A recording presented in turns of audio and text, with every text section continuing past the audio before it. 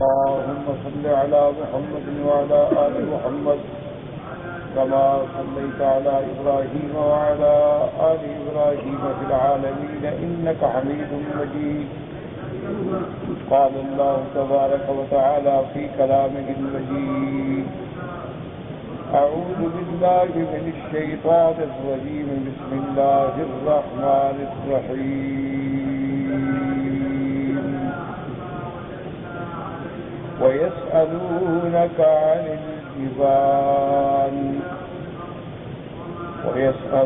عن الجبال فقل ينسفها ربي نسفا فيذرها قاعا صفصفا لا ترى فيها عوجا ولا أمتا يومئذ يتبعون الداعي لا عوج له وخشعت الأصوات للرحمن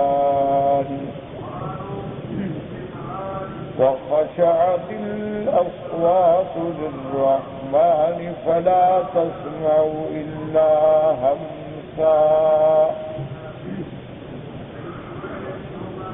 سورۃ طٰہٰ کی ان آیات مبارکہ میں اللہ تبارک و تعالی نے قیامت کے بارے میں ارشاد فرمایا ہے. جیسا میں نے کل کے درس میں عرض کیا تھا کہ قیامت پر ایمان لانا جو ہے یہ بھی بنیادی مسائل میں سے ہے. یعنی سارے قرآن مقدس میں جو اہم ترین اور بنیادی مسائل ہیں وہ 3 مسئلے ہیں. سب سے پہلا مسئلہ اثبات توحید ہے، اللہ کی الوہیت، اللہ کی وحدانیت، اللہ کی ربوبیت، اللہ کے اسماء و صفات. اور دوسرا مسئلہ انبیاء اور رسالت، نبوت اور رسالت، یعنی تمام انبیاء اور رسولوں پر ایمان لانا اور ان کو اللہ تبارک و تعالی کی طرف سے بھیجا ہوا ماننا اور ان کی شرائع پر اپنے اپنے زمانے میں عمل کرنا.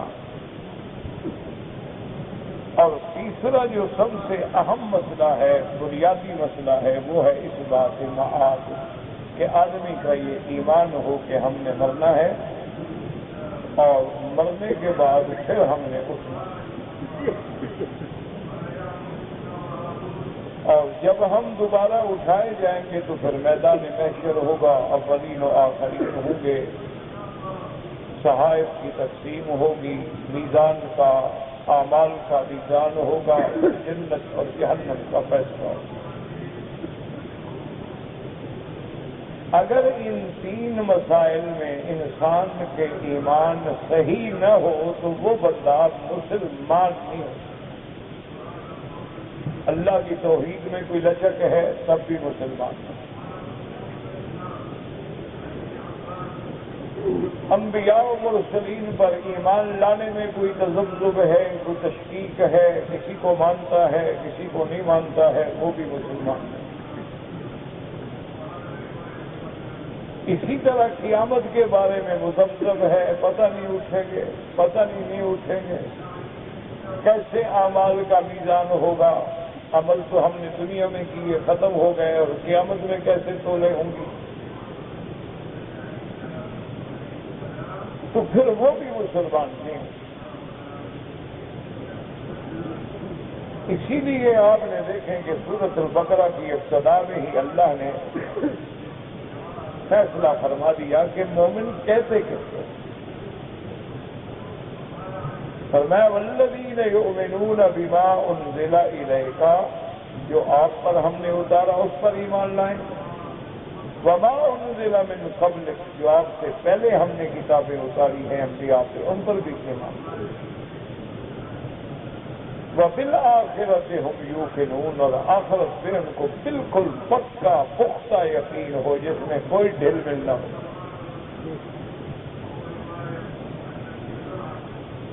یہ 3 مسئلے ہیں جو سارے قرآن کی بنیاد ہیں. یہ ٹھیک ہے کہ جب توحید کا مسئلہ ہوگا تو شرک کا رد بھی ہوگا، جب انبیاء و رسول کا ذکر ہوگا تو ان کے منکرین کا رد ہوگا، جب قیامت کا اثبات ہوگا تو مکذبین کا رد ہوگا۔ یہ تو واضح بات ہے نا، اثبات اور نفی دونوں طرح مسائل سمجھائے جاتے ہیں۔ اور اسی کے ساتھ ایک بات یہ بھی یاد رکھیں کہ مثلاً دنیا میں آپ دیکھیں کہ نظام ملک کو چلانے کے لیے قوانین بنائے جاتے ہیں، مختلف انتظامات کیے جاتے ہیں، مختلف محکمے بنائے جاتے ہیں، مختلف فورسیں بنائی جاتی ہیں تاکہ امن امان قائم رہے، انسانوں کی جان مال آبرو عزت کی حفاظت رہے۔ یہ ایک دنیاوی نظام ہے، لیکن میرے اللہ کا جو نظام ہے اس نے جو قیامت کا عالم رکھا ہے بس یہی اصلاح کا ذریعہ ہے کہ جس کا قیامت پہ یقین ہے، مرنے پہ یقین ہے، عذاب و ثواب قبر پہ یقین ہے، قیامت میں سوال جواب صحائف پہ یقین ہے، وہ گناہوں سے بچ جاتا ہے۔ ورنہ لاکھ فورسیں لگا دیں امن نہیں ہو سکتا جب تک دل میں موت کا ڈر نہ ہو۔ اسی لیے آپ دیکھتے ہیں کہ جس بندے کے دل میں اللہ کا خوف ہے وہ رات کو تہجد کے وقت اٹھتا ہے، کوئی دیکھنے والا نہیں، کوئی جگانے والا نہیں، کوئی اس کو داد دینے والا بھی نہیں کہ یار تم اچھا کام کرے، وہ دیکھ ہی نہیں رہا تو داد کیا دے گا، لیکن وہ اٹھتا ہے اور بڑے آرام سے اور بتیاں احتیاط سے جلاتا ہے دوسروں کی نیند خراب نہ ہو جائے، بڑے آرام سے وضو کرتا ہے کھٹکا پیدا نہ ہو، پھر اندھیرے میں مصلی بچھا کے اللہ کے آگے روتا ہے۔ یہ کیا ہے؟ یہی قیامت کا تو ڈر ہے۔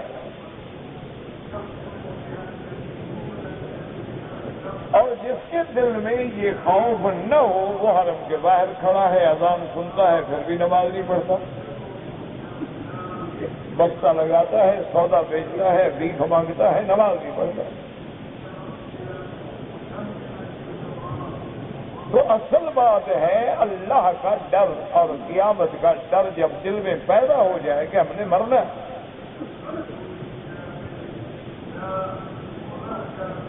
اسی لیے مورخین نے ایک واقعہ لکھا ہے کہ ایک آدمی تھا بہت ہی اللہ سے ڈرنے والا، بڑی اتقاء سے زندگی گزارنے والا تھا، کبھی کسی سے سوال نہیں کیا، کبھی غلط چیز نہیں کھائی، کبھی غلط چیز کو حاصل نہیں کیا۔ اتفاق کی بات ہے پھر اللہ والوں پر امتحان بھی زیادہ ہوتے ہیں، تو کئی دن سے اس بیچارے پر فاقہ تھا، کھانے کو کچھ نہ ملا۔ وہ ایک چھوٹی سی ندی تھی، ایک نہر تھی، اس کے کنارے کنارے جا رہا تھا کہ کسی بستی میں پہنچ جاؤں، کسی قصبے میں، وہاں مزدوری کر لوں گا۔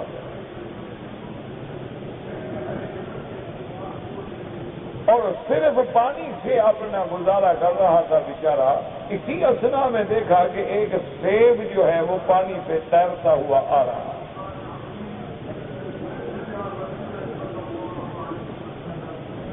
اس کے دل میں خیال آیا کہ ھذا رزق ساقہ اللہ الیہ، یہ اللہ نے میری طرف رزق بھیجا ہے۔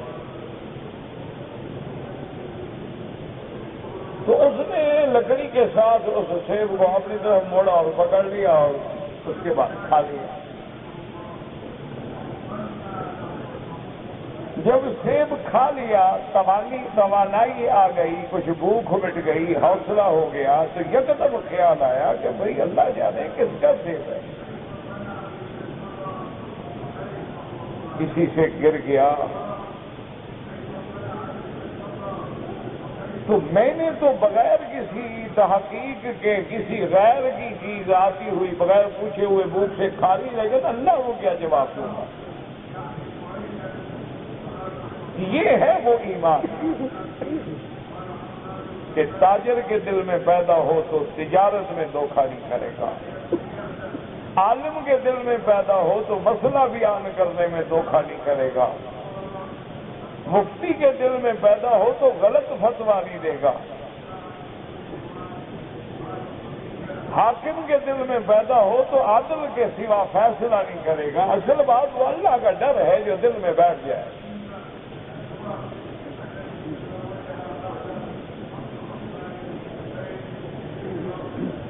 اس کو مان خیال آیا کہ اب میں کیا کروں، ایک سیب تو کھا لیا لیکن پتہ نہیں کس کا ہے۔ اس نے کہا یہ سیب اسی طرف سے آ رہا تھا، چلو میں اپنا راستہ چھوڑ کے واپس چلتا ہوں، اللہ عالم راستے میں کوئی بندہ مل جائے، معلومات ہو جائے۔ چلتے چلتے پہنچا تو دریا اس ندی کے کنارے پہ ایک سیبوں کا باغ تھا، اس کو یقین ہو گیا ابھی اسی باغ سے گرا۔ وہ باغ کے مالک کے پاس پہنچا، اس سے کہا کہ میں بھوکا تھا اور ایسے فلاں جگہ تک میں پہنچ گیا تھا، سیب تیرتا ہوا آیا اور میں نے ایک سیب کھا لیا ہے، اور مجھے یقین ہے یہ آپ کے باغ کا سیب ہے، یہی رنگ تھا اور یہی شکل تھی اور یہی وزن تھا، تو آپ مجھے مہربانی کر کے معاف کر دیں، میرے پاس تو ہے کچھ نہیں، یا پھر مجھ سے مزدوری کروا لیں جو بدلہ ہو۔ اس نے کہا بھی بات یہ ہے کہ ہم اس باغ کے دو حصے دار ہیں، دو مالک ہیں، اس اعتبار سے اس سیب میں آدھے کا مالک میں ہوں اور آدھے کا مالک میرا بھائی ہے، میں نے تو اپنا حصہ تمہیں معاف کیا اور میں اپنے حصے سے تمہیں اور سیب بھی دیتا ہوں۔ اس نے کھانا کھلایا، سیب دیے اور کہا کہ میرا بھائی فلاں جگہ رہتا ہے، اس کے پاس چلے جاؤ۔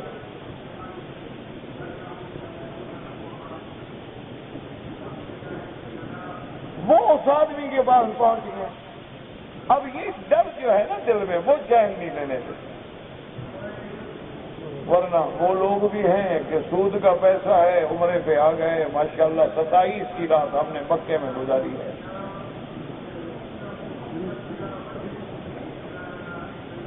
ظلم کا پیسہ ہے، یتیموں کا پیسہ ہے، دھوکے کا پیسہ ہے، فریب کا پیسہ ہے، فراڈ کا پیسہ ہے، لوگوں کے زکوٰۃ و صدقات کا پیسہ ہے، بغیر سے ہو جی ہم تو سبحان اللہ جناب ہماری تو رمضان مکے کے بغیر گزرتا ہی نہیں۔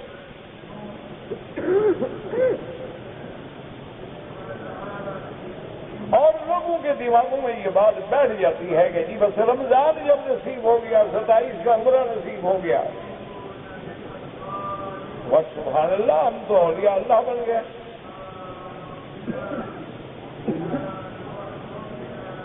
وہ کافی پرانی بات ہے، ایک دن ایک آدمی بڑے سنجیدگی سے بیچارہ، ایک تو ہوتا ہے نا کہ رسمن ایک بڑی سنجیدگی سے مجھے آ کے بتلانے لگا کہ جی ہمارے ملک میں ایک گانے والی تھی، دیکھو گانے والے لوگ جو ہیں اچھے تو نہیں ہوتے لیکن سبحان اللہ کیا خاتمہ ہے، رمضان المبارک میں موت آ گئی،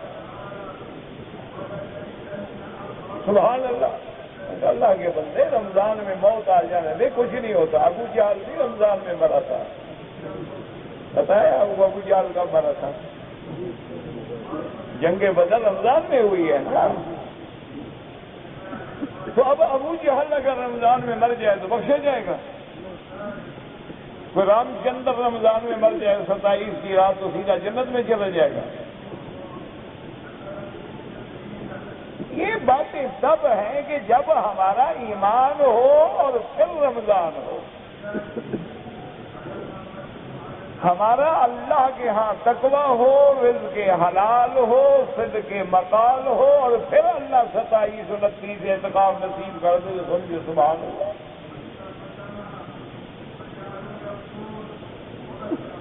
یہ نہیں ہوتا ہے کہ ہمارے اگر رزق میں حرام ہے، سود ہے، ربا ہے، جوا ہے، لاٹری ہے، پرائز بانڈ پہ انعام ملے ہوئے ہیں اور ہم جناب اس پہ 27 منا رہے ہیں، یہ تو کچھ بھی نہیں ہے۔ تو نعوذ باللہ اللہ تبارک و تعالیٰ کے احکام کو توڑنا ہے۔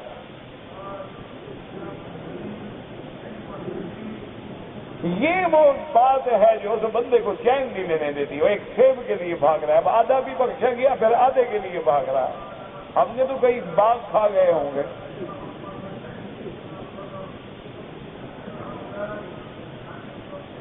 آپ اندازہ فرمائیں جو اللہ سے ڈرتے ہیں نا اولیاء اللہ،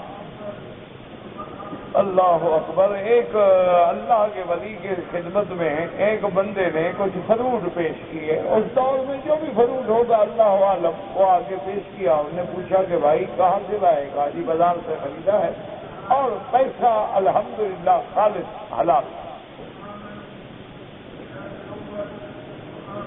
آپ کی خدمت میں حاضر ہو رہا تھا تو میں نے کہا چلو اللہ والوں کی خدمت میں کچھ لے کر خوش ہو جائیں گے، دعا کر دو۔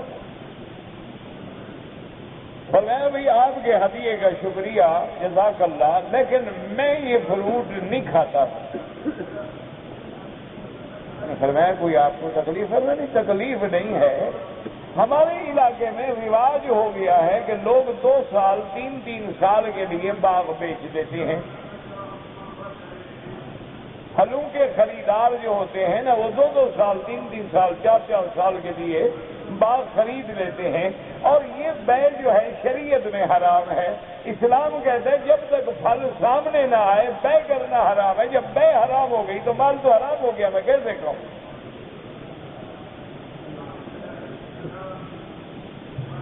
ہاں ایمان سے کہیں، ہم میں سے کتنے مولوی ہیں جو بازار سے فروٹ خریدتے ہوئے اس مسئلے کو سامنے رکھتے ہیں؟ بھئی اب بیٹھ جاؤ نا۔ آج میں پڑھ رہا تھا، امام شافعی رحمۃ اللہ علیہ فرماتے ہیں کہ جب میں اپنے استاد کی خدمت میں بیٹھ کے حدیث کا سبق پڑھتا تھا تو فرماتے ہیں کہ بڑی احتیاط سے کتاب کا ورق جو ہے اس کو تبدیل کرتا تھا کہ کہیں سوچ سے ہو تو میرے استاد کو تکلیف نہ،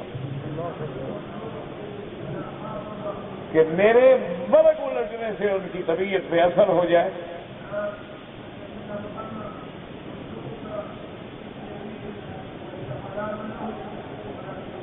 تو بہرحال یہ وہ ڈر ہے، یہ وہ تقویٰ ہے، اور دعا کرو اللہ یہ تقویٰ ہمیں بھی کوئی کروڑواں حصہ نصیب فرما دے۔ اس دل میں اللہ کا خوف ہو، دل میں خیال ہو، یقین ہو کہ ہم نے مرنا ہے اور قبر میں حساب ہے اور آگے جناب بڑی مشکل منزل ہے۔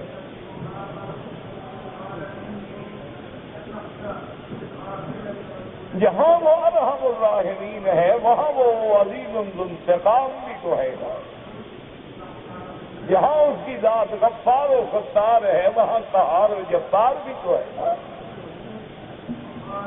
یہ تو نہیں نا کہ صرف ایک پہلو کو سامنے رکھیں بس یہ اللہ رحمت کر دیں گے۔ بھائی اللہ تو ضرور رحمت کر دیں گے، ہم رحمت کے قابل بنیں گے تو رحمت ہوگی۔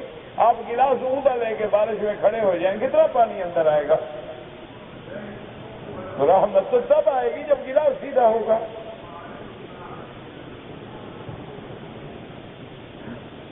اگر ہمارے اعمال ہی درست نہیں ہیں، ہمارے قلوب ہی ٹھیک نہیں ہیں تو پھر رحمت کیا مانا؟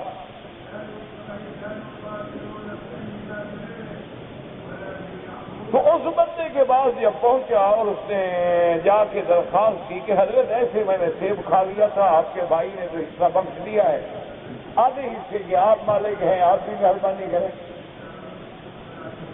اور نے کہا میرا بھائی تو سیدھا سادہ آدمی تھا، میں تو ایسے نہیں بخشوں گا، تم نے کیوں کھایا ہے؟ غلطی ہو گئی، مزدوری کرا لیں، پیسے لے لیں۔ 6 مہینے میرے پاس کام کرو، ایک تو میری شرط ہے، اور ایک دوسری شرط ہے وہ بعد میں بتاؤں گا پھر معاف کروں گا، ٹھیک ہے؟ اب جس کو اللہ کا ڈر ہو وہ 6 مہینے کی مزدوری تو آسان سمجھتا ہے نا جہنم میں چلنے سے۔ جس کو جہنم کا خوف ہی نہ ہو، کہے گا چھوڑو یار، ایک سیب کے لیے 6 مہینے کی نوکری کرو، پاگل ہو گیا ہوں، 4 آنے کا سیب ہوگا، مزدوری کر کے کل ماروں گا منہ پہ اس کے سیب لا کے۔ اور میں نے کہا ٹھیک ہے، کام کیا اور 6 مہینے کے بعد ایک اب دوسری شرط سنو، میری ایک لڑکی ہے جو آنکھوں سے اندھی ہے، کانوں سے بہری ہے، زبان سے گونگی ہے، پاؤں سے لنگڑی ہے، اس سے شادی کرو گے تب بخشوں گا۔ ٹھیک ہے جی، وہ بھی قبول ہے۔ نکاح ہو گیا، شادی ہو گئی۔ اب جب وہ حجرہ عروسی میں آیا، اس نے دیکھا کہ میری بیوی تو بالکل آنکھیں اتنی خوبصورت ہیں اور بڑا اچھا بولتی ہے، ادھر کے غریب اس نے کہا پتہ نہیں کوئی غلط جگہ تو نہیں آ گیا، پھر باہر دوڑا۔ باہر جا کے اس کے والد کو بلایا کہ حضرت آپ نے فرمایا تھا کہ میری لڑکی اندھی ہے تو اس کی تو آنکھیں ہیں، فرمایا اس نے غیر مرد کو نہیں دیکھا اس لیے اندھی ہے۔ اور جی آپ نے کہا تھا گونگی ہے، اس نے کہا اس نے اللہ کے ذکر کے سوا کبھی فضول بات نہیں کی۔ آپ نے کہا بہری ہے، وہ تو سنتی ہے، انہوں نے کہا اس نے کبھی الحمدللہ فواحش و منکرات نہیں سنے۔ آپ نے کہا جی لنگڑی ہے، اس نے کہا کبھی وہ اپنے حدود خانہ سے باہر نہیں نکلی۔ اس لیے میں نے آپ کو بتلایا تھا یہ آپ کی بیوی ہے اور یہی آپ کی بیوی ہے اور میری بیٹی، اسی سے میں نے آپ کا نکاح کیا۔ نکاح ہونے کے بعد اس نے کہا کہ دیکھو میری صرف ایک بیٹی تھی، میں نے اپنی پوری جائیداد جو ہے تم دونوں کو دے دی ہے، میں تو 6 مہینے تمہیں آزماتا رہا، دیکھتا رہا کہ تمہارا کردار کیا ہے، ورنہ ایک آدھا سیب معاف کر دینا کون سی بڑی بات تھی۔ مجھے اپنے بیٹی کے لیے داماد چاہیے تھا اور اتنی میری دولت ہے، میں چاہتا تھا اللہ مجھے کوئی اچھا داماد دے، اچھا بیٹا دے تاکہ یہ جائیداد میں اچھے آدمی کو دوں۔ اس لیے میں نے تمہیں امتحان سے گزارا ہے۔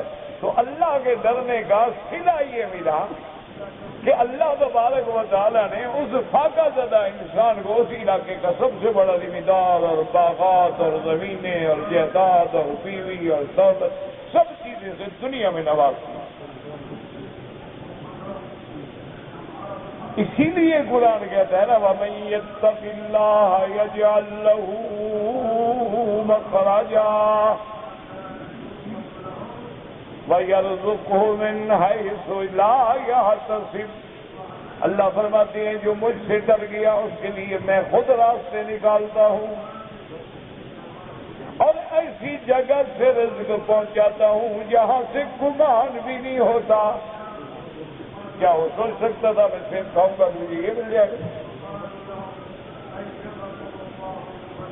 اصل بات یہی ہے، یاد رکھو کہ قیامت پر ایمان ہو، موت پر ایمان ہو اور قیامت اور احوال قیامت پر ایمان جو ہے وہ صرف ایمان نہیں ایقان ہو، یقین ہو، تو پھر بندہ کبھی گناہ نہیں کرتا۔ اسی لیے اللہ نے قرآن مقدس میں اس موضوع پہ بے انتہا دلائل کے ساتھ، آیات کے ساتھ، بینات کے ساتھ مختلف صورتوں میں ذکر فرمایا اور پھر اللہ کے نبی نے، آقا انعامدار نے، رحمت دو عالم نے، سیدنا محمد مصطفیٰ صلی اللہ علیہ وسلم نے قیامت کی نشانیاں اتنی کھول کھول کے بتا دی ہیں کہ اب اگر ہم آنکھیں بند کر کے اندھے ہو کے گزر جائیں تو الگ بات ہے، ورنہ ہر آدمی کو سمجھ آ سکتی ہے۔ اور یہ بات بھی یاد رکھیں کہ اب قیامت بالکل قریب ہے، لیکن قریب کا معنی یہ نہیں ہوتا جیسے ہم کہیں قریب ہے، یہ اللہ کے پیمانے ہیں، یہ اللہ تبارک و تعالیٰ کی باتیں ہیں جو قرآن کہتا ہے نا قیامت قریب ہے، آپ کے ہزاروں سال گزر گئے، اس کے ہاں جو قریب ہے نہیں، ساری دنیا کا متاع جو ہے قلیل ہے۔ اب ہمارے نزدیک تو دنیا میں بہت کچھ ہے، لیکن اللہ فرماتے نہیں کچھ بھی نہیں، قل متاع الدنیا قلیل۔ تو اس لیے یاد رکھیں کہ قیامت جو ہے وہ قریب ہے، اور قریب کے معنی میں علماء اور مفسرین نے دو باتیں سمجھائی ہیں. ایک یہ سمجھایا ہے کہ ہر آنے والی چیز قریب ہوتی ہے اور جانے والی دور ہوتی ہے. ایک چیز جا رہی ہے دور ہو رہی ہے نا, ایک آ رہی ہے تو قریب آ رہی ہے نا, چاہے جتنا بھی آئے. تو دنیا جو ہے مدبرۃ یہ تو جانے والی ہے, الآخرۃ مقبلۃ, اور قیامت جو ہے وہ آنے والی ہے, تو آنے والی چیز قریب ہوتی ہے.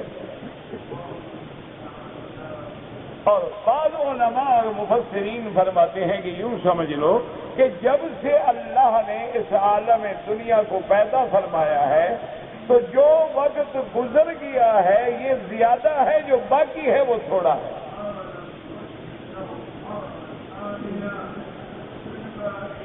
تو اس بات کے اعتبار سے قیامت جو ہے وہ قریب ہے.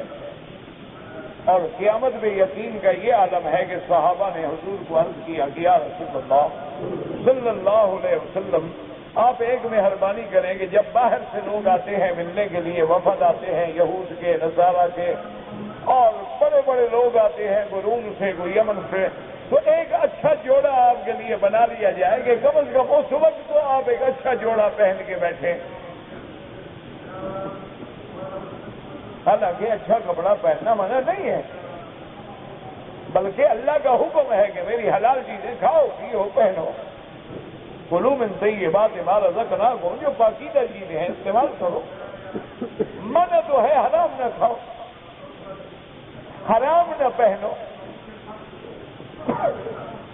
لیکن حضور کے یقین کا عالم دیکھیں, آپ نے فرمایا اللہ کے بندو تم تو مشورہ دے رہے ہو, لیکن سور پھونکنے والے فرشتے نے سور پہ منہ رکھ لیا ہے اور آنکھیں اوپر کر کے انتظار میں کھڑا ہے کہ متى عمر ینفخ, کب حکم ہوتا ہے. تو جو دنیا اتنی جلدی مٹنے والی ہو اس میں لباس کے لیے کیوں وقت ضائع کروں. یہ تو دنیا فانی ہے, دنیا زائل ہونے والی چیز ہے. اصل وجہ کیا تھی کہ یہ یقین تھا, ایقان تھا. اور بعض علماء مفسرین اس کو یوں بھی بیان فرماتے ہیں کہ جب بندہ مر جاتا ہے, اذا مات الانسان قامت قیامت, تو گویا اس کی تو قیامت ہو گئی نا. کیوں, اب اس نے تو قیامت کو اٹھنا ہے نا. تو لہذا موت آنے سے بھی اس کی قیامت ہوگی, اور موت کا تو کوئی پتہ نہیں, ایک گھڑی میں آ جاتی, کہتے کل آدمی مل رہا تو جی فوت بھی ہوگی.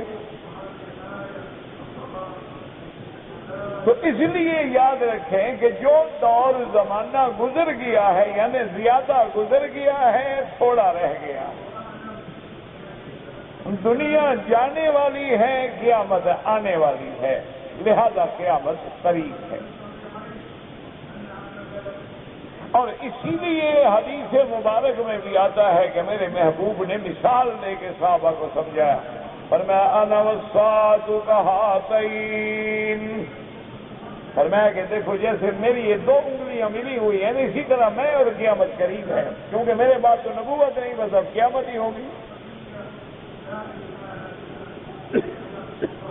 تو حضور چونکہ آخری نبی ہیں, نبوت ختم ہو گئی, رسالت ختم ہو گئی, تو مانا اب قیامت کا دور آئے گا. اور اسی طرح احادیث مبارک کی روشنی میں یاد رکھیں کہ قیامت کی جو علامات ہیں, بعض صغرا کہلاتی ہیں اور بعض کبرا کہلاتی ہیں, یعنی بعض چھوٹی چھوٹی نشانیاں ہیں اور بعض بڑی نشانیاں ہیں. اور اب یہ بھی یاد رکھیں کہ چھوٹی نشانیاں جتنا ہیں وہ تقریباً پوری ہو گئی ہیں. جیسے کہ میرے آقا نے فرمایا تھا, اب آپ خود اندازہ کریں کہ حضور کے دور میں کتنا قحط تھا, کتنا غربت تھی, کہ پورے مکے میں زمزم کے سوا پانی بھی نہیں, کھجوروں کے سوا کوئی خوراک ہی نہیں. لیکن اس وقت حضور نے فرمایا تھا کہ علامات قیامت میں ہے کہ یہ سرزمین ایک وقت آئے گا کہ سونا چاندی اگلے گی. اسی طرح حضور نے فرمایا کہ علامات قیامت میں ہے کہ وہ لوگ جو بکریاں چراتے تھے، اونٹ چراتے تھے، پاؤں میں جوتا نہیں ہوتا تھا، سر پہ جن کے کپڑا نہیں ہوتا تھا، ایک وقت آئے گا کہ وہ بلڈنگوں کی بلندی میں فخر کریں گے، میری بلڈنگ بڑی، وہ کیا کریں میں اس سے بھی بڑی بناؤں گا۔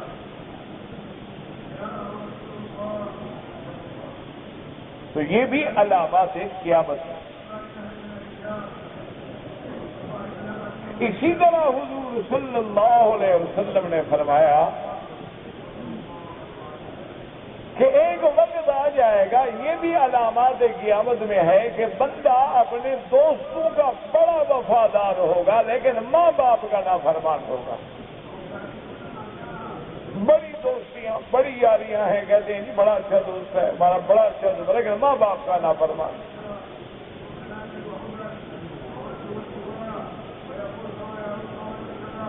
اسی طرح حضور صلی اللہ علیہ وسلم نے فرمایا کہ ایک وقت آ جائے گا کہ جب برے لوگ تم پہ مسلط ہو جائیں گے اور جب تمہارے مولوی جو ہیں دراصل وہ جاہل جو ہے وہ مولوی بن جائیں گے، جاہل جو ہے وہ مفتی بن جائیں گے، بڑے بڑے لقب اور بڑے بڑے بورڈ لگا کے کارڈ چھپوا کے بیٹھے ہوں گے، جی یہ بڑا بزرگ ہے،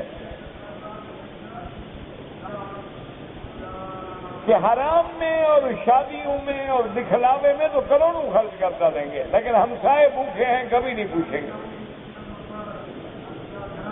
اور حضور نے فرمایا کہ جب امورکم الی نسائکم، اور جب تمہارے معاملات عورتوں کے ہاتھ آ جائیں گے، عورتوں کا حکم چلے گا، فرمایا پھر یہ قیامت کا علامت ہے، پھر اس وقت زمین کا بطن جو ہے مر جانا بہتر ہے زندہ رہنے سے۔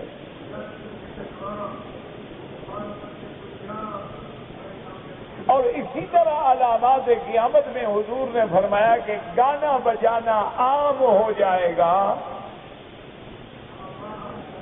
اور حضور نے فرمایا کہ لوگ شراب کے نام بدل ڈالیں گے، سود کا نام بدل ڈالیں گے، جوئے کا نام بدل ڈالیں گے،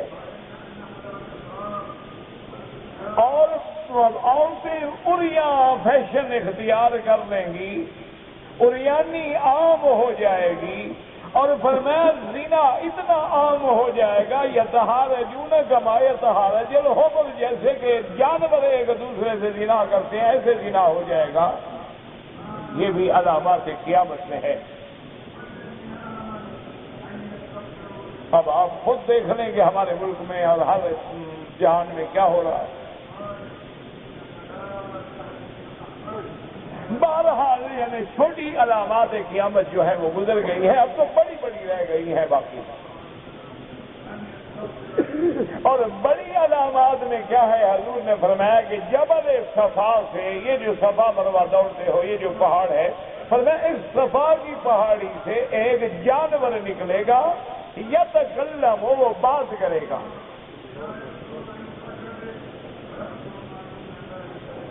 اور اسی طرح حضور صلی اللہ علیہ وسلم نے فرمایا کہ یاجوج ماجوج نکلیں گے، خروج دجال ہوگا، اور دجالی فتنہ پوری دنیا میں پھیلے گا، اور پھر نزول عیسیٰ ابن مریم ہوگا۔ یہ ساری علامات جو ہیں بڑی بڑی علامات ہیں جو ابھی باقی ہیں۔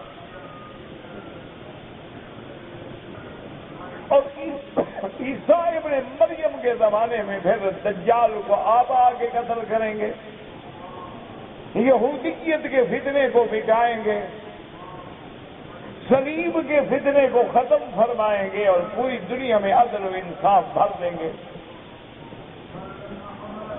یہ سب بڑی علامات قیامت ہیں جو باقی ہیں۔ جب یہ ساری علامتیں پوری ہو جائیں گی تو اب سور پھونکا جائے گا۔ سور کیا ہے؟ حدیث مبارک میں آتا ہے قرن ینفخ، یعنی ایک بہت بڑا سینگ ہے، اللہ حکم دیں گے تو فرشتہ اس پہ پھونک ماریں گے، اور پہلا سور جب پھونکا جائے گا تو جو کچھ دنیا میں ہے سب فنا ہو جائے گا۔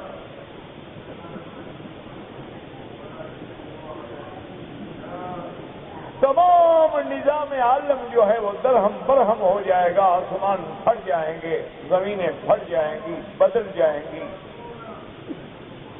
تارے چھڑ جائیں گے، چاند سورج بے نور ہو کے سمندر میں پھینک دیے جائیں گے۔ یہ پہلا سور جب پھونکا جائے گا تو اس وقت یہ عالم ہوگا۔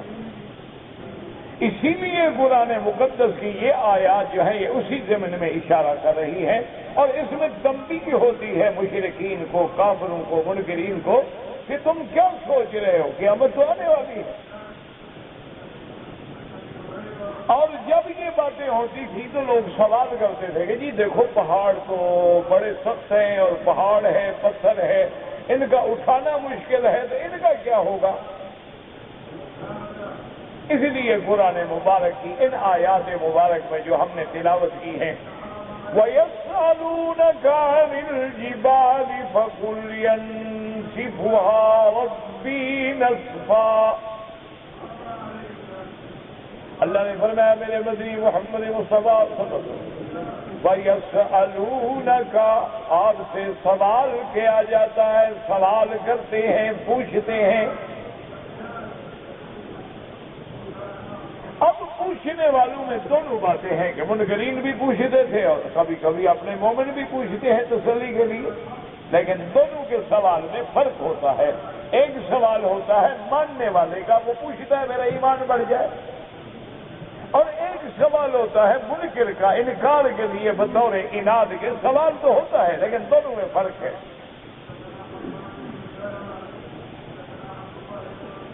وَيَسْأَلُونَكَ عَنِ الْجِبَالِ فَقُلْ يَنسِفُهَا رَبِّي نَسْفًا۔ میرے محبوب آپ سے پوچھتے ہیں کہ ان پہاڑوں کا کیا ہوگا، اتنے بڑے بڑے پہاڑ جن کو اللہ تبارک و تعالیٰ نے زمین کے جمانے کے لیے بوجھ بنایا کہ زمین حرکت نہ کرے، زمین کے لیے فرمایا کہ ہم نے گویا میخیں گاڑ دی ہیں، تو اب یہ بات ظاہر ہے جتنی چیز بڑی ہوگی میخ بھی تو اتنی بڑی ہوگی۔ ایک آپ کوئی گھڑی میں بھی تو آپ لگاتے ہیں نا، ایک سکرو لگاتے ہیں، لیکن ایک گاڑی میں لگاتے ہیں، ایک بڑے بڑے جہازوں میں لگاتے ہیں۔ صاف بات ہے جب اتنی بڑی زمین میں میخیں لگانی تھی تو اللہ نے پہاڑ لاگو کیے۔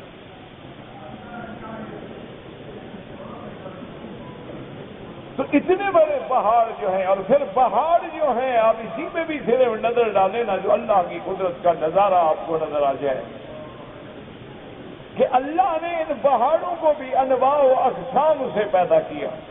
وَمِنَ الْجِبَالِ جُدَدٌ بِيضٌ وَحُمُرٌ مُخْتَلِفٌ أَلْوَانُهُ۔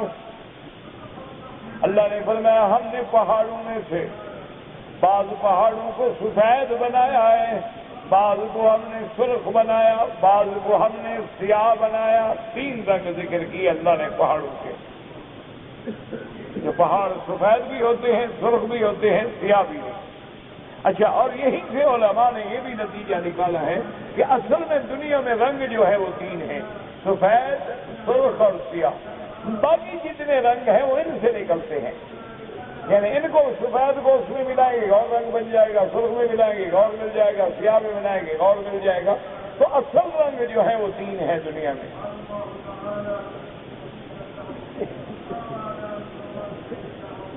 اور پھر ان پہاڑوں کو بھی اللہ تبارک و تعالیٰ نے مختلف خاصیتیں عطا فرمائی ہیں کہ بعض پہاڑ جو ہیں گرم ہیں، بعض جو ہیں ٹھنڈے ہیں، بعض میں مقناطیس کے اثرات ہیں، بعض میں گندک کے اثرات ہیں، بعض میں معادن ہیں، بعض بالکل خالی ہیں، بعض کے اوپر سبزہ ہے، بعض خشک پہاڑ ہے۔ اللہ کی ایک نظام قدرت ہے۔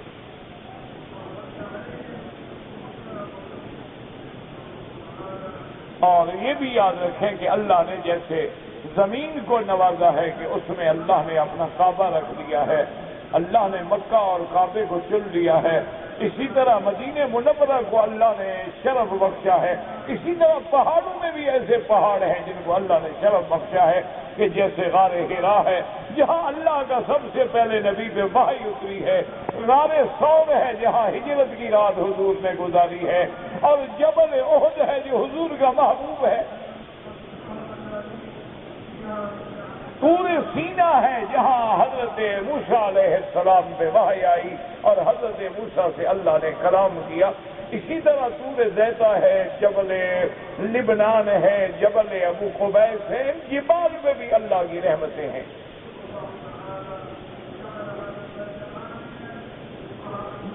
اللہ نے پہاڑوں میں سے بھی پہاڑوں کو شان بخشی ہے۔ ہمارے ہاں تو یہ دیکھا جاتا ہے نا کہ فلاں پہاڑ میں اونچا ہے، جبل ہمالیہ کوہ ہمالیہ بہت طویل ہے، بعض پہاڑ جو ہیں ان کا بھئی موسم بہت اچھا ہے، لیکن اللہ نے ان کو بھی اپنی شان سے نوازا ہے۔ ورنہ سارے مکے میں صرف غار حرا تو نہیں ہو سکتی تھی، اور بھی تو بڑی غاریں ہیں، لیکن حضور کے قیام کے لیے، حضور کے بیٹھنے کے لیے حضور وہاں جا کے مہینوں گزارتے تھے اس غار میں۔ ہم لوگوں سے تو عمرے پہ آئے ہوں سے تو مکے میں مہینہ نہیں گزرا، حضور غار میں بیٹھتے تھے۔ سبق دیا امت کو کہ یہاں آؤ گے تو پھر محنت کرنی ہوگی، تکلیفیں برداشت کرنی ہوں گی، اور اسی طرح غار ثور کو دیکھیں، اللہ نے اس کو بھی شان بخشا کہ وہاں میرے محبوب نے اور حضرت صدیق نے پناہ لی۔ کیا نصیب والے وہ پہاڑ ہیں جن کا ذکر اللہ نے قرآن میں بھی کر دیا۔ اسی طرح وہ پہاڑ، وہ کہف، وہ غار جس میں اصحاب کہف نے پناہ لی، اسی طرح جبل احد کے بارے میں صحیح حدیثوں میں ہے کہ میرے محبوب جب باہر سے آتے تھے تو اپنی اونٹنی مبارک کو اپنے پاؤں سے چلاتے تیز کہتے ہل ہل، جلدی چلو جلدی چلو، ھذا جبل یحبنا ونحبہ، یہ وہ پہاڑ ہے جو ہم سے محبت کرتا ہے۔ پہاڑوں کو بھی محبت ہوتی ہے۔ وہ کیسے انسان ہیں جن کو انبیاء سے محبت نہ ہو؟ وہ کیسے بد نصیب ہیں جو اللہ کے انبیاء کی شان میں گستاخ ہوں؟ تو اب سوال یہ پیدا ہوتا تھا کہ اتنے بڑے پہاڑ جنہوں نے زمین کو جما دیا ہے تو یہ کیسے فنا ہوں گے؟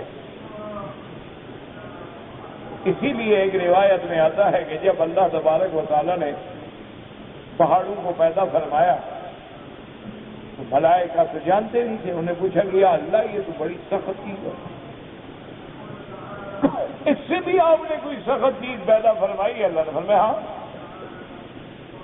حیران ہو گئے، وہ کیا؟ آپ نے فرمایا دیکھو لوہا ہے، لوگ لوہوں سے پہاڑ کو توڑ ڈالیں۔ نے کہا واقعی اللہ میاں یہ لوہا تو بالکل بھی یہ باسن شدید ہے، اس میں تو بڑی سختی ہے، اس سے بھی کوئی سخت چیز ہے؟ اللہ نے فرمایا ہاں بالکل پیدا کی ہے میں نے، اس سے بھی سخت ہے۔ ملائکہ نے پوچھا کہ مولا وہ کیا چیز ہے؟ فرمایا آگ ہے، آگ کو لوہے کو آگ میں ڈالو پانی کر دے گی، لوہا نکل جائے گا، پانی ہو جائے گا، جدھر جاؤ لے جاؤ۔ باقی بھئی آگ تو بڑی سخت بلا ہے، یہ تو لوہے کو بھی کھا گئی۔ انہوں نے کہا اللہ میں آگ سے بھی کوئی زیادہ مضبوط چیز ہے؟ فرمایا ہاں بالکل پانی ہے، پانی آگ پر ڈالو آگ بجھ جائے گی۔ ملائکہ حیران ہو گئے، کیوں؟ علم غیب تو اللہ کے پاس ہے نا، ملائکہ تو نہیں جانتے۔ انہوں نے کہا اللہ میاں یہ بات تو سمجھ آ گئی کہ بھئی پہاڑ سے لوہا سخت ہے، لوہے سے آگ طاقتور ہے، آگ سے پانی طاقتور ہے، اب پانی سے بھی کوئی چیز طاقتور ہے؟ فرمایا ہاں بالکل، ہوا چلا دیں گے پانی خشک ہو جائے گا۔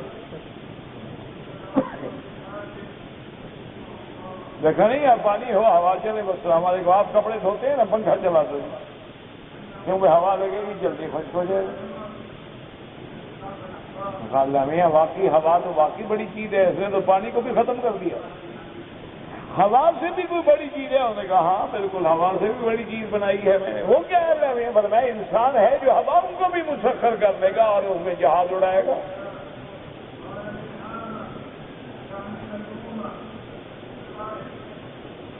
اور پھر ان انسانوں میں سب سے پھر ان کو ٹھیک کرنے والی کیا چیز ہے؟ وہ پھر موت ہے، قیامت ہے۔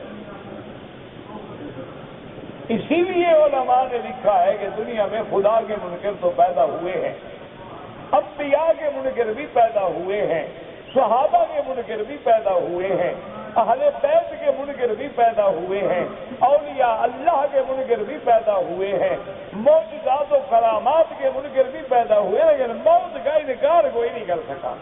مرنے کے بعد اٹھنے کے منکر تو ہیں کہ مرنے کے بعد نہیں اٹھیں گے، لیکن موت کا کون انکار کرے؟ ڈنڈے کا کون انکار کرے بھلا؟ وہ امام راضی نے لکھا ہے نا کہ ایک دفعہ میں سڑک پہ کھڑا تھا، ایک اونٹ کندھے پہ مہار ڈالے ہوئے ایک اونٹ کھینچ کے جا رہا تھا اور آگے گنگنا رہا تھا۔ میں نے ٹوکا، روکیا، میں نے کہا مسلمان ہو؟ کہا مسلمان ہوں۔ اللہ کو مانتے ہو؟ میں نے کہا عجیب آدمی یار، کیسے مولوی ہو؟ مسلمان ہوں، اللہ کو مانتا ہوں، کیسے نہیں مانتا؟ انہوں نے کہا اللہ ایک ہے کہ دو ہے؟ انہوں نے کہا ایک۔ تو امام راضی فرماتے ہیں میں نے اس سے پوچھا کہ بھی اللہ ایک ہے، تمہارے پاس کوئی دلیل ہے؟ انہوں نے کہا ہاں ابھی دلیل بتاتا ہوں۔ ڈنڈا نکالا اور وہ میرے پیچھے اور میں آ گیا۔ انہوں نے کہا ابھی بتاتا ہوں دلیل تمہیں۔ آ گیا خدا کے بارے میں پوچھنے والا دلیل، ایک ڈنڈا مار کے سر پھاڑ دوں گا، سمجھ آ جائے گا تمہیں خدا ہے کہ نہیں۔ تو یہ ڈنڈے والی دلیل جو ہے نا بہت ہی بڑی مضبوط ہے، اس کا انکار کوئی نہیں کر سکتا۔ تو اس لیے اللہ تبارک و تعالیٰ نے فرمایا کہ میرے محبوب آپ سے پوچھیں کہ ان پہاڑوں کو، اتنی سخت پہاڑوں کا کیا ہوگا جب قیامت آئے گی؟ فرمایا فَقُلْ يَنْسِفُهَا رَبِّي نَسْفًا، میرے مدنی آپ ان کو بتا دیں کہ اس پہاڑوں کے بنانے والا ان کو ریزہ ریزہ کر کے اڑا دے گا۔ یہ پہاڑ جو ہے ریزہ ریزہ ہو جائیں گے۔ یوم تمور السماء مورا وتصیر الجبال سیرا، یہ پہاڑ ایسے اڑیں گے ریزہ ریزہ ہو کے، پہلے ٹوٹ کے پتھر بن جائیں گے، پھر ریزہ ریزہ ہو جائیں گے، پھر کثیباً مہیلا ہو جائیں گے، پھر کل اہن المنفوش، اللہ فرماتے ہیں جیسے دھلی ہوئی اون اڑتی ہے ایسے اڑ جائیں گے۔ کیوں کہ جو بنانے والا ہے وہ مٹانے پہ بھی قادر، جو پیدا کرنے پہ قادر ہے وہ فنا کر دینے پہ بھی قادر ہے۔ جس نے زمین بنائی ہے وہی زمینوں کو ختم فرما دیں گے۔ یوم تبدل الارض غیر الارض والسماوات وبرزوا للہ الواحد القہار۔ اللہ تبارک و تعالیٰ سے دعا کریں اللہ ہم سب کا خاتمہ ایمان سے فرما دیں، اور اللہ قیامت کے، قبر کے، حشر کے ہر عذاب سے محفوظ فرمائیں۔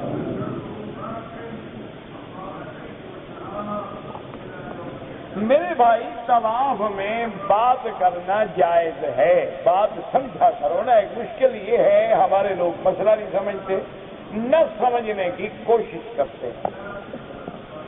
طواف کے اندر بولنا جائز ہے، بات کرنا جائز ہے، لیکن بات کا یہ معنی نہیں ہوتا کہ پیچھے مڑ کے اس کو جا کے گلے ملو اور کعبے سے رخ پھیر دو، گردن پھیر دو، پشت کر دو، سینہ پھیر دو۔ ہاں اگر ایسی کوئی حالت دھکے میں ہو جاتی ہے یا غلطی میں ہو جاتی ہے پھر ایک قدم پیچھے چل کے پھر اپنے چکر کو پورا کر دو تاکہ تمہارا طواف جو ہے وہ صحیح ہو جائے۔ ورنہ بات کرنا ہے، مسئلہ پوچھنا ہے، مسئلے کا جواب دینا ہے، وہ طواف میں جائز ہے۔ اسی طرح صفا مروہ کے درمیان میں بھی اگر آدمی بات کرے، بعض مسئلہ بتائے، پوچھے، تو کچھ نہیں ہوتا، لیکن کوشش یہ کیا کریں کہ غیر ضروری بات نہ ہو، اللہ کا ذکر ہو، کوئی شرعی بات ہے تو کر لو، کوئی اہم بات ہے تو جواب دے دو، ورنہ آدمی اللہ کے ذکر میں مشغول رہے اور نظر ادب سے نیچے رکھیں، حجر اسود کے سامنے ہو کہ بسم اللہ اللہ اکبر، اور اس کے بعد جو چکر ہے اسی طرح ادب سے چلے، اور اپنے دل و دماغ میں تصور رکھے کہ اللہ کے گھر کے باہر اللہ نے مجھے طواف نصیب کیا ہے، جہاں انبیاء، جہاں اولیاء، جہاں صالحین، جہاں صدیقین، جہاں عباد اللہ المقربین پھرے ہیں، میری خوش نصیبی ہے کہ میں آج وہاں پھر رہا ہوں۔ اگر کسی نے عمرے کا طواف کیا ہے، عصر کے بعد طواف کیا ہے، حنفی مسلک میں طواف کی 2 رکعت وہ مغرب کے بعد پڑھے۔ باقی ائمہ کے نزدیک حرم میں ہر وقت نماز پڑھنا جائز ہے، یہ کوئی لڑائی والے مسئلے نہیں ہیں، جو کسی کا مسئلہ کہ اس پہ عمل کر لے۔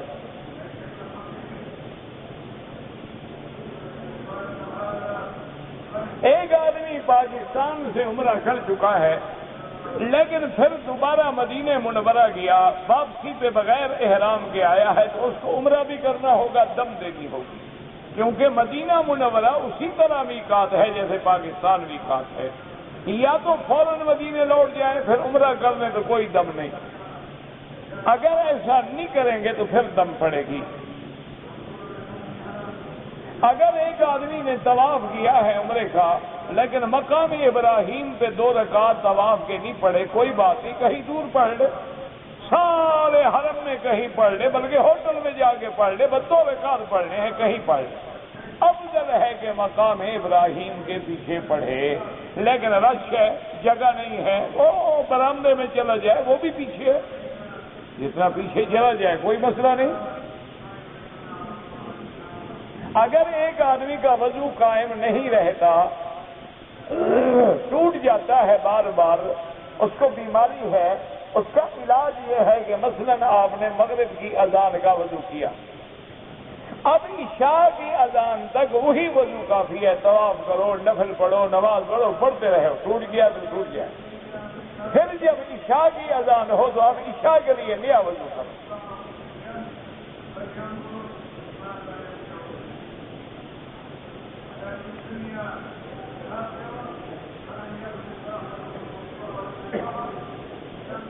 بہرحال جس نے مجھے ملنا ہے اس کو عشاء کے بعد اسی جگہ 10-15 منٹ کے بعد مل لیں انشاءاللہ۔ مدینہ شریف میں نماز پڑھنے کے ثواب کے بارے میں 2 حدیثیں ہیں۔ ایک صحیح حدیث مبارک میں ہے کہ ایک نماز کا 1000 ثواب ملتا ہے، اور ایک روایت مبارک میں ہے کہ 50,000 ملتا ہے۔ بہرحال دعا کریں۔ اصل بات یہ ہے میرا بھائی کہ نماز اگر اللہ کے ہاں قبول ہو گئی نا تو پھر تو ایک ہی کافی ہے انشاءاللہ، اور اگر قبول نہ ہو تو پھر لاکھ کا بھی کیا فائدہ ہوگا۔ وہی ایک سجدہ ہے کارگر جو عقل و فکر سے باورا، وہ 1000 سجدے فضول ہیں جو رہی میں لفظ کے پا نہیں۔ اصل یہ ہے کہ تو نمازی بن، اللہ کے آگے جھکنا سیکھ، اور عبادت میں اخلاص پیدا کر، بس اگر اخلاص ہے تو انشاءاللہ ایک نماز سے بھی بیڑا پار ہو جائے گا۔ مجھے نہیں پتا آسیہ کا کیا، تم نے لکھا ہی غلط ہے، آسیہ یوں نہیں لکھا جاتا۔ میرے بھائی نے اپنی بیوی کو غصے میں طلاق دی ہے، تو طلاق کبھی کوئی محبت میں بھی دیتا ہے؟ نہیں، آج تک تاریخ عالم میں کوئی واقعہ گزرا ہے کہ کوئی بندہ اپنی بیوی سے کہے کہ مجھے آپ پہ آج بہت پیار آ رہا ہے، تحفے میں طلاق قبول کرو، اور جب دے گا بے وقوف غصے میں ہی دے گا، طلاق ہو جاتی ہے۔ جو لوگ پاکستان سے آئے ہیں ان کے 28 روزے بنتے ہیں، وہ 1 روزہ اور رکھیں، کیونکہ ان کا رمضان مکے میں ختم ہوا ہے اور یہاں رمضان 29 کا تھا، لہذا 1 روزہ رکھ کے، چونکہ 28 کا مہینہ انگریزوں کا تو ہوتا ہے، اسلام کا نہیں ہوتا۔ اسلام میں یا روزہ 29 کا ہوگا یا 30 کا ہوگا۔ اگر فرض قضا ہو جائیں تو سنتوں کی قضا نہیں ہوتی، فرض قضا کریں اور وتر قضا کریں۔ اگر حالت احرام میں زخم صاف کرنے کے لیے کوئی دوائی والا صابن استعمال کیا کوئی حرج نہیں۔ اگر عمرے پہ آپ آئے ہیں اور 15 دن سے کم آپ کا قیام ہے تو پھر آپ نماز قصر پڑھیں گے، اگر 15 دن یا اس سے زیادہ ٹھہرنے کی نیت ہے تو پھر پوری نماز پڑھیں گے۔ اگر عورت کے ساتھ محرم نہ ہو تو وہ طواف کر سکتی ہے، ہاں جی بالکل کر سکتی ہے۔ دیکھو جی مسئلہ پوچھیں تو طواف کا پوچھتے ہیں، نہ پوچھیں تو بازار کا بھی نہیں پوچھتے۔ لوگ ہیں مرضی ہے۔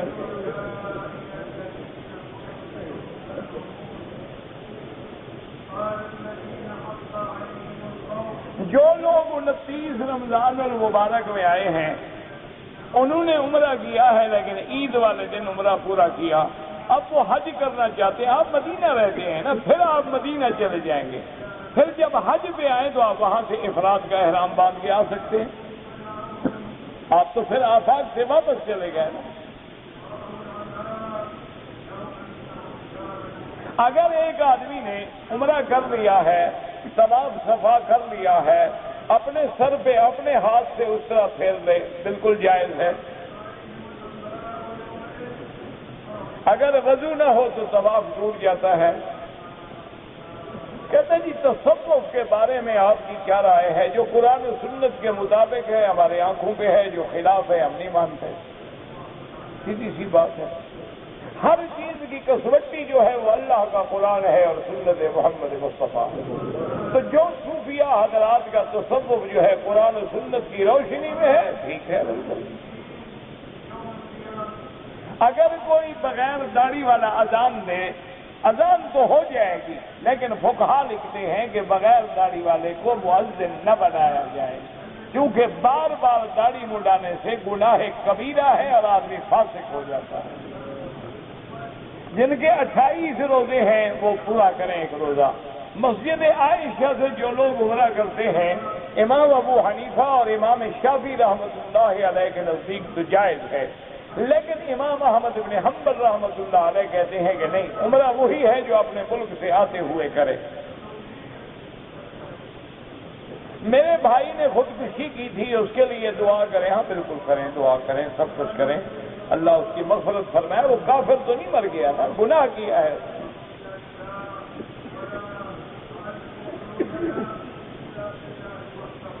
کہتے ہیں جی کہ حرم میں جب ہم احرام میں ہوتے ہیں تو حرم کا جو صفائی ہوتی ہے اس میں پاؤڈر ڈالتے ہیں، خوشبو آتی، کوئی فرق نہیں پڑتا، صفائی کرنے والوں کو کرنے دیں آپ۔ کہتے ہیں جی کہ یہاں جو فروزن چکن آتی ہے باہر سے، باہر کی مرغی کا کوئی اعتبار نہیں، باہر کے بندوں کا اعتبار نہیں، تو مرغی کے مسئلے پوچھتے ہیں۔ کہتے جی کہ کمپنی نے ہمیں استعمال کے لیے چیزیں دی ہوتی ہیں کہ مواد غذائیہ ہیں یا صفائی کی چیزیں ہیں، اگر وہ بچ جائیں وہ کمپنی کی ہے، وہ تمہارا ملک تھوڑا ہے، ان کو واپس کرو، جمع کراؤ۔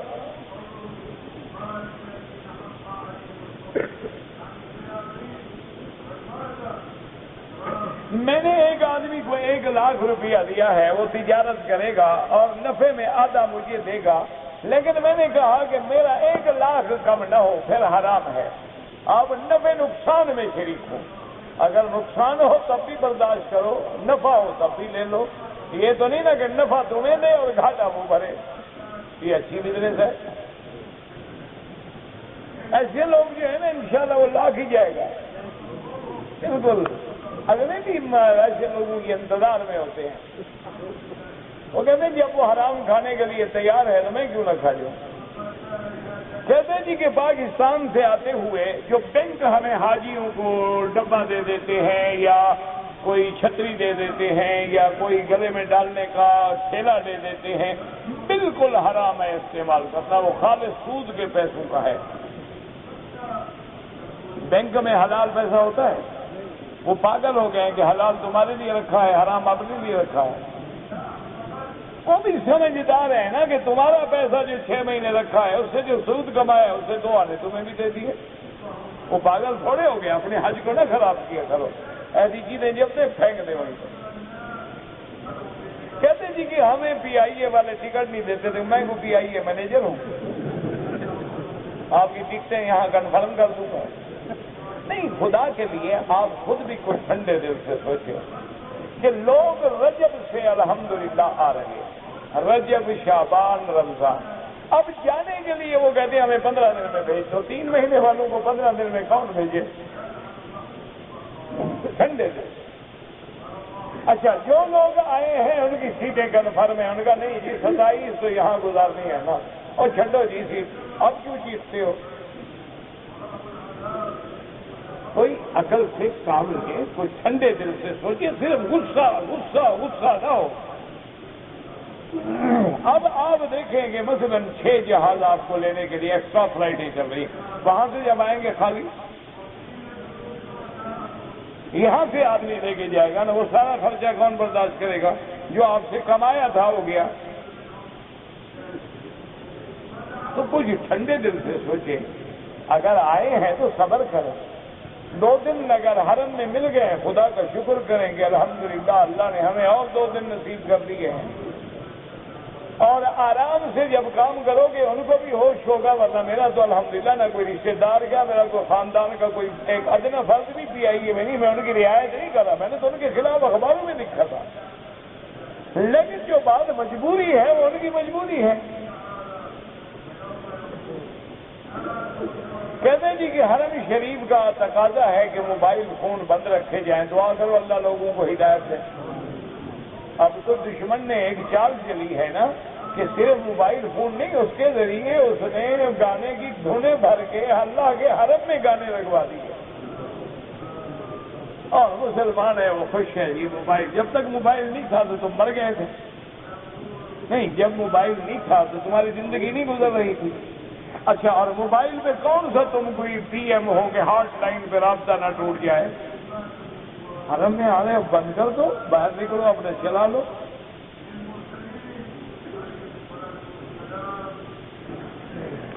مختلف کھجوریں ہوتی ہیں، حرم کی تصویر چھپی ہوتی ہے، اور پاپا اخباروں میں قرآن کی آیتیں لکھی ہوتی ہیں، لوگ پھینک دیتے ہیں، تم تصویروں کو رو رہے ہو.